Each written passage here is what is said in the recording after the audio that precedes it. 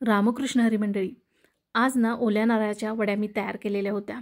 कमी वेळेत कमी साहित्यात ह्या ओल्या नारळाच्या वड्या बनवून तयार झालेल्या आहेत आणि जास्त काळही या ओल्या नारळाच्या वड्या टिकतात बरं का.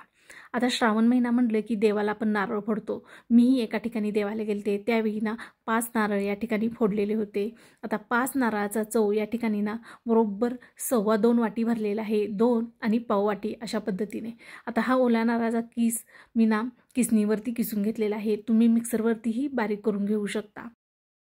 नारळाचा चव या ठिकाणी ना 2.25 वाटी भरलेला होता. आता या ठिकाणी ना 1.25 वाटी साखर घालायची आहे. म्हणजे जेवढा नारळाचा चव घेतलेला आहे त्याच्या निम्म आपल्याला साखर घालायची आहे.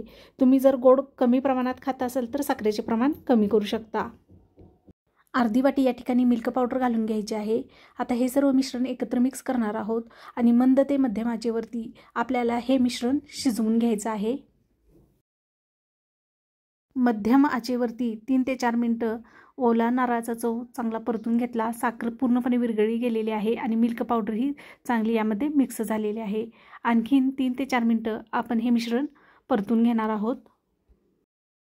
4 ते 5 वेलदोडे या ठिकाणी बारीक कुटून घेतलेले ते यामध्ये घालायचे आहेत आणि परतून घ्यायचे आहेत. आता बर्फीसाठीचं मिश्रण तयार झालं कसं ओळखायचं बघा.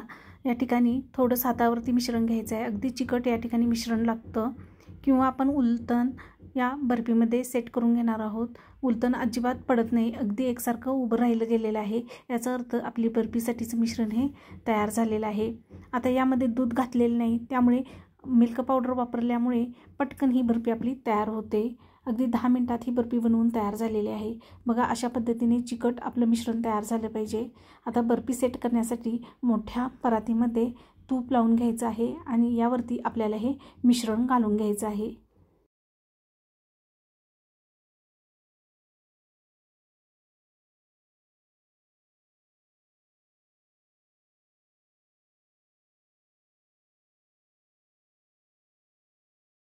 आता 10 ते 15 मिनटं झालेले आहेत. थोडंसं मिश्रण कोमट झालेलं आहे. उलटण्याच्या सहाय्याने आपण बर्फी पाडून घेणार आहोत.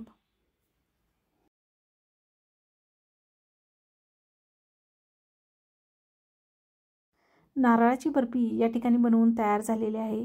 या ठिकाणी दूध घातलं तर बर्फी तयार करायला वेळ लागतो आणि मिल्क पावडरनं ही बर्फी पटकन तयार होते. खायलाही खूप छान लागते. चवीला तर 1 नंबरची झालेली आहे. तुम्ही ही रेसिपी नक्की ट्राय करून बघा. आवडल्यास लाईक, शेअर आणि सबस्क्राईब करायला विसरू नका. परत भेटूया नवीन रेसिपीबरोबर. तोपर्यंत रामकृष्ण हरी. धन्यवाद.